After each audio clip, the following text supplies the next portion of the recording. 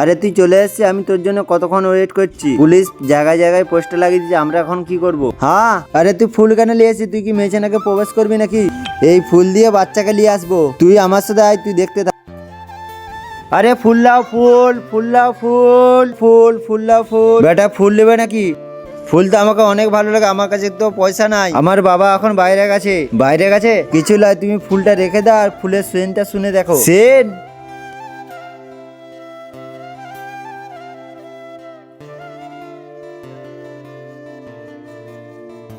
বেটা চলে আসছি আমি, চল জলদি ফোন লাগা। হ্যাঁ বল, আমরা একটা বাচ্চা তুলে নিয়ে আসছি, তোরা কোথায় আছিস? জলদি চলে আয়।